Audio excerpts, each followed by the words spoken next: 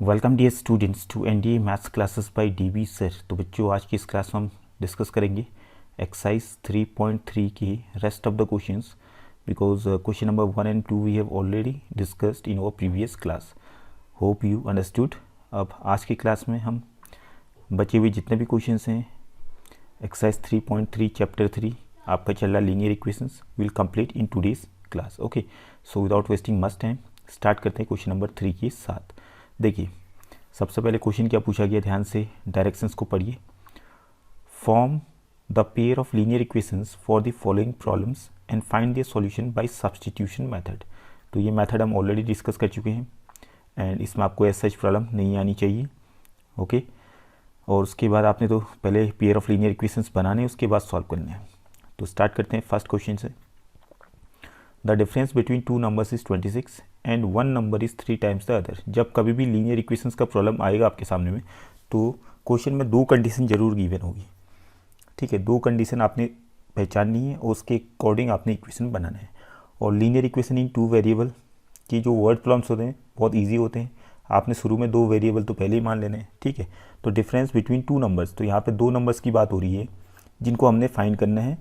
Okay, और वो numbers हमें मालूम नहीं है। The difference between two numbers, तो डिफरेंस बिटवीन टू नंबर्स का मतलब ऐसा हुआ कि एक नंबर को घटा के दूसरा जो वैल्यू आई, दूसरे मीन्स एक में से दूसरे को जब हमने घटाया तो वैल्यू आई कितनी, 26। दैट मीन्स यहाँ से क्लियर हो जाता है कि एक नंबर बड़ा होगा और एक नंबर छोटा होगा। ठीक है, तो यहाँ पर हम क्या मानेंगे, फर्स्ट वाले का let the larger number be x मान लिया हमने। ठीक है, और लेट द स्मॉलर नंबर को क्या मान लिया, y मान लिया। ओके, अब केस वन जो है अकॉर्डिंग टू क्वेश्चन, जो केस वन बन रहा है क्वेश्चन के हिसाब से, केस वन क्या कह रहा है, the difference between two numbers is 26। इन दोनों को घटा के कितना आ रहा है, 26। तो लार्जर नंबर में से स्मॉलर घटाएंगे तो लार्जर x है, स्मॉलर y है। तो x माइनस वाई, इनका जो डिफरेंस आया घटा करके वो कितना है, 26। ओके, ये इक्वेशन वन बन गया आपका। अब केस टू पढ़िए आप। केस टू क्या कह रहा है क्वेश्चन का, and one number is 3 times the other.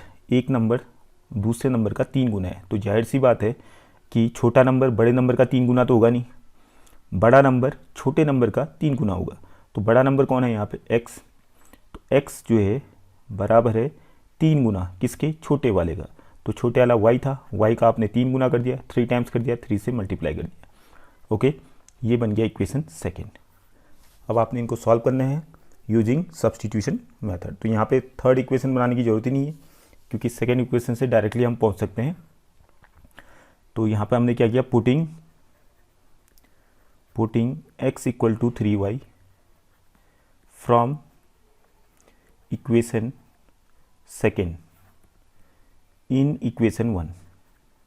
Equation one में पुटअप कर दिया। तो इक्वेशन वन क्या था आपका, x माइनस वाई था, x की जगह पे हमने लिख दिया 3y माइनस वाई की जगह पे वैसे ही है इक्वल टू 26। तो सब्स्टिट्यूशन मेथड हमने डिस्कस कर लिया है स्टार्टिंग में ही। ठीक है, तो उसको देख लीजिएगा जिस बच्चे को डाउट हो रहा है, बिकॉज यहाँ तो हम डायरेक्टली सॉल्व करेंगे बिकॉज आई हैव डिस्कस्ड। अब बार बार एक ही चीज़ डिस्कस करो तो मज़ा नहीं आता है। ठीक है, 3y माइनस वाई कितना हो गया, 2y इक्वल टू 26। तो y इक्वल टू कितना आ गया, 30। ओके, 2 को अपॉन में भेजेंगे और 26 को काटेगा तो 13 आ गया। अब y की वैल्यू कहाँ पुटअप करेंगे, इक्वेशन सेकेंड में रख दीजिए। तो putting y equal to 13 in equation second, तो x इक्वल टू कितना हो जाएगा, 3 इंटू वाई माने 30, 13 3 जा 39। तो आपके पास सामने में दो नंबर्स आ गए। तो यहाँ पे आपसे पूछा गया तो फाइंड देम, तो हमने फाइंड कर लिए। लार्जर नंबर कितना है, 39 and the smaller number is 13। Okay, तो लास्ट में लिख देंगे आप, this larger number is 39 and the smaller number is 13। Okay, hope this is clear. Come to the second वाले में देखिए, the larger of two supplementary angles exceeds the smaller by 18 degrees. तो जो लार्जर नंबर है, दो supplementary angles वाली बात यहाँ पे हो रही है, इसको भी समझना आपने। सप्लीमेंट्री एंगल्स क्या होते हैं, जिनका सम होता है 180 डिग्री। ओके, तो मान लेते हैं फिर सेकेंड वाले का, लेट द टू एंगल्स जो दो एंगल्स हैं आपस में क्या है, सप्लीमेंट्री हैं, बी एक्स एंड वाई। ठीक है, तो यहाँ पे केस 1 तो डायरेक्टली कर लो आप, क्योंकि सप्लीमेंट्री है तो यहाँ पे दिया नहीं होगा, इनका सम 180 डिग्री होगा, तो आपने खुद समझना है और एक इक्वेशन बना के यहाँ पे रख देनी है। दैट मीन्स एक्स और वाई का जो सम बनेगा वो 180 डिग्री बनेगा। Why? Because they are supplementary. Equation 1 तो डायरेक्टली ऐसे बन गया।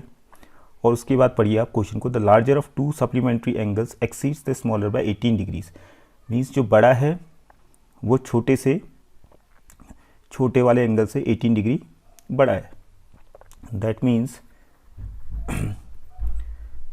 यहाँ पे हम कह सकते हैं कि larger minus smaller equal to 18। तो लार्जर क्या था आपके पास, या आप ऐसा करो कि x और y मैंने दोनों तरफ लिख दिया, इसमें से आप बताइए लार्जर वाला कौन सा है। तो लार्जर वाला आप मान लेते हैं x था। ठीक है, मान लेते हैं, अभी हमने लिखा तो नहीं यहाँ पे, वैसे लिखना चाहिए था हमें, let the larger angle be. तो यहाँ पे लिख ही दीजिए आप, क्योंकि ज़्यादा प्रॉपर इसका जो होगा वही तरीका होगा। ठीक है, सीधे मान के, क्योंकि आप यहाँ पे कोई क्लियर नहीं हो रही आपकी कि लार्जर कौन है। तो let the larger angle be x and the smaller angle be y. ठीक है, अब क्लियर है, कोई दिक्कत नहीं। अब तो हमें क्लियर है कि x बड़ा है और y छोटा है। तो larger number exceeds the smaller number by 18। तो 18 ज़्यादा है, कौन ज़्यादा है, x जो है y से 18 ज़्यादा है, तो दोनों इक्वल तो होंगे नहीं। अब इक्वल करने के लिए छोटे वाले को कितना ऐड करना पड़ेगा, छोटे वाले में 18 ऐड करना पड़ेगा, तभी जाके ये बड़े वाले के x के बराबर आएगा। तो y में 18 जोड़ दिया और इक्वल आ गया किसके, x के। इक्वेशन आपका बन चुका है, इसको हमने मान लिया इक्वेशन सेकेंड। अब इक्वेशन सेकेंड से डायरेक्टली वैल्यू पुटअप कीजिए आप यहाँ पे। इक्वेशन 1 में क्या आएगा, तो लिखने वाली कहानी आप कीजिएगा, हम सीधे वैल्यू पुटअप करते हैं। y plus 18 plus y equal to 180 degree, और यहाँ से 2y इक्वल टू कितना आ जाएगा, 180 माइनस 18। तो घटाइए, यहाँ पे 2 आ गया और 7 में से 1 गया 6। ओके, 162 आपका आ गया।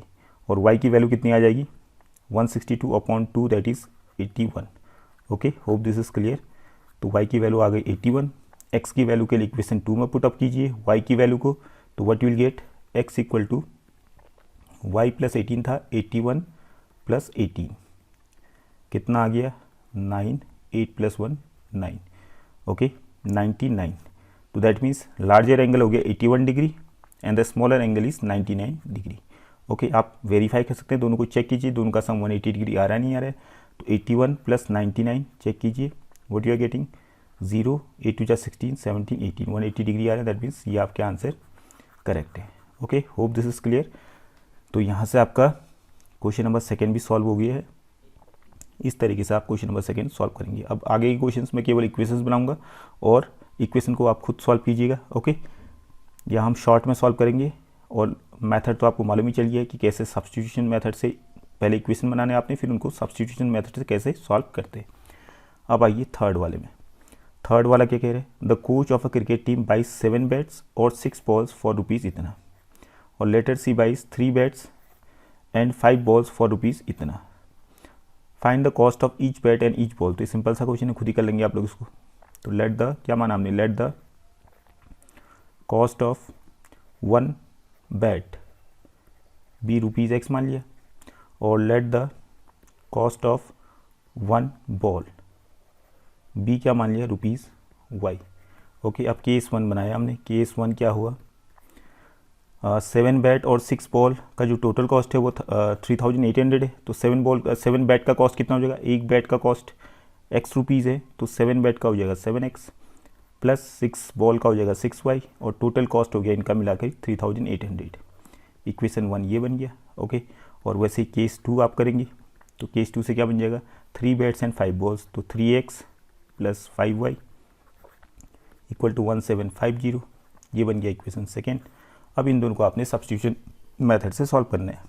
ठीक है, तो इक्वेशन 2 से स्टार्ट करें या इक्वेशन 1 से स्टार्ट करो, ये आपकी मर्जी है।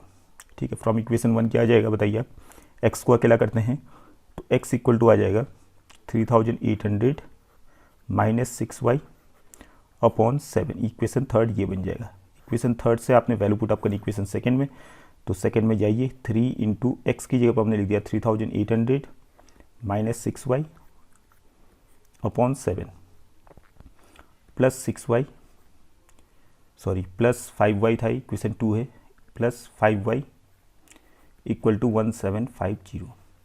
इसको सॉल्व कीजिए। अब देखिए 3 से तो 7 कुछ कैंसिल हो नहीं रहे, तो ब्रैकेट के अंदर ले जाइए, मल्टीप्लाई कर दीजिए। तो 0 0 3 8 जा 24, कैरी 2 3 3 जा 9 10 11 माइनस 18y 3 6 जा 18 upon 7 plus 5y equal to 1750। इसमें एलसीएम लीजिए, तो एलसीएम लेके कितना आ गया 7 11400 माइनस 18y, ये तो ऐसे ही रहेगा, प्लस 7 5 जा 35y इक्वल टू 1750। अब इसको फर्दर सॉल्व अगर हम करें तो कितना आ जाएगा 11400, और इन दोनों को आप 18y और 35y को घटाएंगे, माइनस प्लस माइनस, तो साइन प्लस का आएगा, और 17y आ गया। और यहाँ पे आप 7 को मल्टीप्लाई में भेज दी उस तरह, 1750 इंटू 7। ओके, इसके बाद फर्दर जब इसको सॉल्व करेंगे आप लोग, तो what will get 17y equal to, इन दोनों को मल्टीप्लाई कीजिए, व्हाट यू आर गेटिंग 0 7 5 या 35 कैरी 3 7 7 जा 49 52 कैरी 5 7 1 जा 7 प्लस 5 12, और ये इस तरफ आके माइनस हो जाएगा 11400। ठीक है, what you are getting 17y equal to, घटाइए 0 और 5 तो आ गया यहाँ पे, 4 प्लस 8 12, और यहाँ पे कितना बचा आपका 4, और यहाँ पे 2 हमने घटाया था, 2 से 4 घटाया, तो इस 12 में से 4 8 आ गया, बचा आपके पास यहाँ पे कितना 11 में से 11 गया 0 आ गया। तो y की वैल्यू कितनी आ जाएगी यहाँ से, y इक्वल टू आ जाएगा आपका 850 upon 17, that means y equal to you are getting 50 rupees. Okay, तो y 50 आ गया। x की वैल्यू आप यहाँ पर रख दीजिए, y की वैल्यू इक्वेशन 3 में रखिए, x की वैल्यू निकल जाएगी 3800 माइनस 6y, 6 इंटू 50 कितना हो गया 300 अपॉन 7, तो घटाइए इसको, कितना 3500 आ गया अपॉन 7 7 5 जा 35, तो 500 ये आपका आ रहा है। ओके, तो यहाँ से क्लियर हो गया, cost of 1 bat is 500 rupees and cost of 1 ball is ₹50। तो आप चेक कर सकते हैं, वेरीफाई कर सकते हैं, पहला इक्वेशन सेटिस्फाई हो रहा नहीं है इनसे। देखिए आप 500 7x plus 6y equal to 3800 था, तो 7 इंटू एक्स की वैल्यू कितनी आई थी आपकी 500, 7 5 जा 35 3500 प्लस 6y की वैल्यू 50 थी, तो 6 इंटू 50 कितना हो गया 300, तो इक्वल टू 3800 हो रहा है, दैट मीन्स वेरीफाई हो रहा है, RH के बराबर आ गया। ठीक है, वैसे ये इक्वेशन 2 में रखेंगे तो इक्वेशन 2 भी सेटिस्फाई होगा इनसे, और आपका ये आंसर हो जाएगा। Okay, hope this is clear. Now come to the next question, that is fourth part. अब देखिए आप fourth part, the taxi charges in a city consist of fix charge together with the charge for the distance covered. For a distance of 10 km, the charge paid is ₹105. For a journey of 15 km, the charge paid is ₹155. What are the fixed charges and the charge per kilometer? And how much does the person have to pay for traveling a distance of 25 km? तो काफ़ी चीज़ें पूछी गई हैं। तो यहाँ पे दो टाइप के चार्ज हो रहे हैं टैक्सी के किसी शहर के अंदर। एक तो फिक्स चार्ज है जो तो देने ही देने हैं, आप भले कितने भी किलोमीटर जाओ वो आपने देने ही देने हैं, फिक्स चार्ज है। और एक charge for the distance covered, ठीक है, मीन्स जितना डिस्टेंस कवर करेंगे उसके हिसाब से वो चार्ज अलग वाला है। ओके, दो टाइप की चार्ज है, एक तो fix charge and the charge per kilometre, पर किलोमीटर के हिसाब से भी आपने चार्ज पे करना है। तो मान लेते हैं फिर यहाँ पे let the fixed charge be ₹X मान लेते हैं, और चार्ज पर किलोमीटर, 1 किलोमीटर का चार्ज पर किलोमीटर भी ₹Y मान लिया। ठीक है, अब केस 1 हमने बनाया, केस 1 क्या बना आपका, देखिए for a distance of 10 kilometre the charge is ₹105। तो देखिए यहाँ पे फिक्स चार्ज तो आपने देने ही देने हैं, तो उसको तो हम लेंगे, X हमने लिख दिया, X तो देने ही देने हैं, प्लस अब जो डिस्टेंस कवर किया उसके हिसाब से जो चार्ज देने हैं वो कितना देना पड़ेगा आपको। Charge per kilometre means 1 kilometre का चार्ज है ₹Y, और उसके बाद यहाँ पे टोटल डिस्टेंस कवर किया गया 10 किलोमीटर, तो 10 किलोमीटर का चार्ज क्या हो जाएगा, अगर 1 किलोमीटर का Y है तो 10 किलोमीटर का 10 इंटू Y 10Y हो जाएगा, और टोटल चार्ज यहाँ पे पड़ा 105। ओके, इक्वेशन 1 ये बन गया। वैसे केस 2 में आएंगे। अब केस 2 से for a journey of 15 kilometre the charge paid is ₹155। 15 kilometre travel किया तो फिक्स चार्ज तो देना ही देना पड़ेगा x, प्लस 15 किलोमीटर का चार्ज हो जाएगा 15y, और टोटल कितना हो गया, टोटल इज़ 155। अब इक्वेशन 1 और इक्वेशन 2 आपके सामने में, दोनों को सॉल्व कीजिए आप, x एंड y की वैल्यू निकालिए तो आपका फिक्स चार्ज भी आ जाएगा और चार्ज पर किलोमीटर भी आ जाएगा। ओके, इसके बाद how much does a person have to pay for travelling a distance of 25 kilometre. तो 25 किलोमीटर का चार्ज कितना हो जाएगा, x प्लस 25y। ठीक है, चार्ज फॉर 25 किलोमीटर। फिर x की जो वैल्यू आपने निकाली है और y की जो वैल्यू निकाली है यहाँ पुट अप करेंगे, उसके बाद ये भी आपका आंसर आ जाएगा। ओके, तो दो चीज़ आपने फाइंड करनी थी, पहले तो चार्ज, फिक्स चार्ज और चार्ज पर किलोमीटर, ये तो निकालेंगे आप x और y की वैल्यू। उसके बाद फिर आपने 25 किलोमीटर का चार्ज निकालना है, तो 25 किलोमीटर का चार्ज ऐसे आएगा, the charge for 25 kilometre is equal to x plus 25y। जो आपने x और y की वैल्यू निकाली है उसको यहाँ पुट अप करेंगे, उसके बाद आपका रिजल्ट आ जाएगा। ओके, इसको आगे आप खुद सॉल्व कीजिए, प्रैक्टिस कीजिए, then only you will learn. Now fifth वाला देखिए, a fraction becomes 9/11 if 2 added to both numerator and denominator. If 3 is added to both numerator and denominator, the numerator and the denominator, it becomes 5/6. Find the fraction. तो question number fraction वाली बात है, तो fraction में जब भी fraction वाली बात होती है तो न्यूमरेटर और डिनोमिनेटर हम मानते हैं। तो let the numerator be rupees कह रहा हूँ, let the numerator be x and the denominator be y, ये हमने मान लिया। तो ऐसा होगा तो फ्रैक्शन क्या बन जाएगा, fraction will be equal to numerator upon denominator, that means x upon y. अब चलते हैं केस 1 में। केस 1 क्या कह रहा है देखिए, अब फ्रैक्शन बिकम्स 9/11, फ्रैक्शन 9/11 बन जाता है if 2 is added to both numerator and denominator. जब हम न्यूमरेटर और डिनोमिनेटर दोनों में 2 ऐड करेंगे, +2 दोनों में किया, तो ये फ्रैक्शन बन गया 9/11 के बराबर। तो क्रॉस मल्टीप्लाई कीजिए, यहाँ कितना आ गया 11x प्लस 22 और 9 इंटू वाई 9y प्लस 9 2 जा 18, ये आपका आ गया 11x, 9y को यहाँ लाइए माइनस 9y, 22 को इस तरह भेजिए, 18 minus 22 what you will get -4, ये आपका इक्वेशन 1 बन गया। ठीक है, वैसे केस 2 से आपका कर लीजिए। केस 2 क्या कह रहा है, if 3 is added to both numerator and denominator, 3 is added to, दोनों में, न्यूमरेटर में भी और डिनोमिनेटर में भी। ठीक है, तो x plus 3 upon y plus 3, दोनों में 3 ऐड कर दिया हमने, न्यूमरेटर भी और डिनोमिनेटर में भी, इट बिकम्स 5/6। फिर से आपने क्रॉस मल्टीप्लाई किया तो 6x प्लस 18 आ गया इक्वल टू 5y प्लस 5 3 जा 15, 18 को इस तरफ भेज दीजिए, 6x इक्वल टू आपका आ जाएगा 5y, 15 माइनस 18 -3 हो जाएगा, x इक्वल टू आपका आ जाएगा 5y माइनस 3/6। ये इक्वेशन सेकेंड बन गया। ठीक है, अब इसको आप जितना शॉर्ट बना सकते हो उतना बेटर है, क्योंकि आपने इक्वेशन थर्ड से बचने के लिए आप इक्वेशन 2 से ही काम चला देंगे। ठीक है, इक्वेशन 2 से सीधे वैल्यू पुटअप कर देंगे इक्वेशन 1 में, और यहाँ से आपकी किसकी वैल्यू आ जाएगी, y की वैल्यू आ जाएगी। y की वैल्यू फिर आप इक्वेशन सेकेंड में रखेंगे, फिर x की वैल्यू भी आपकी निकल जाएगी। Okay, hope this is clear. तो खुद ट्राई कीजिएगा आगे। नाउ लास्ट पार्ट आपका बच ये है, 6th वाला part. 5 years ago the age of Jacob will be 3 times that of his son. 5 years ago Jacob's age was 7 times that of his son. What are their present ages? वैसे यहाँ present as पूछा गया है, तो जब भी हम as वाले क्वेश्चंस होते हैं तो प्रेजेंट एज वैसे भी मानते ही हम। तो ठीक है, 6 वाले का let the present age of Jacob की प्रेजेंट एज मान लिया हमने x ईयर्स है।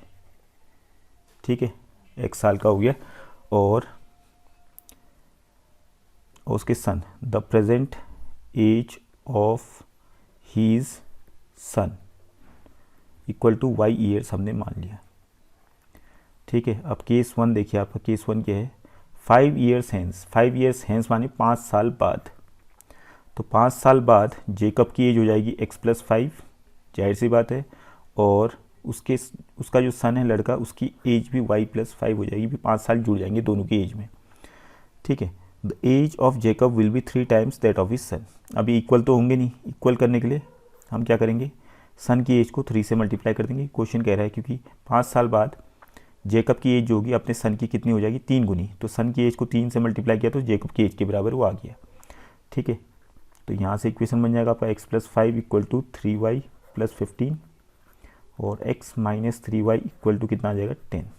इक्वेशन फर्स्ट ये आपका आ गया। वैसे ही केस 2 करेंगे। केस सेकेंड क्या हो रहा है, 5 years ago 5 साल पहले Jacob's age was 7 times that of his son. तो 5 साल पहले जेकब की एज कितनी होगी, 5 कम होगी, x - 5 होगी, और सन की एज कितनी होगी, y - 5 होगी। बट दोनों इक्वल तो होंगे नहीं, तो इक्वल करने के लिए यहाँ पर कंडीशन की मैंने कि 5 साल पहले जेकब की एज क्या था, 7 टाइम्स था, 7 गुना था। तो 7 से मल्टीप्लाई कीजिए सन की एज को, तो जेकब की एज के x - 5 के बराबर आ जाएगा। ओके, यहाँ से आप x - 5 equal to 7y bracket तोड़िए, 7 5 जा 35 और 5 को भी उस तरफ भेज दीजिए, x इक्वल टू आ जाएगा 7y - 35 + 5, तो कितना आ गया, x equal to 7y - 30। Okay, ये इक्वेशन सेकेंड हो गया। इक्वेशन सेकेंड से वैल्यू पुटअप कीजिए सीधे जाके इक्वेशन 1 में, और यहाँ से आपकी y की वैल्यू निकल जाएगी, y माने सन की एज निकल जाएगी। फिर y की जो वैल्यू है वो इक्वेशन सेकेंड में रखेगा तो x की वैल्यू भी निकल जाएगी। दैट मीन्स जेकब की एज भी आ जाएगी, तो उनकी प्रेजेंट एज आप इस प्रकार से निकाल देंगे। Okay, hope this is clear. तो आज की क्लास में इतना ही। ये एक्सरसाइज आपका पूरा कंप्लीट हो गया। In the next class we will start the new exercise. तो thank you for today's class.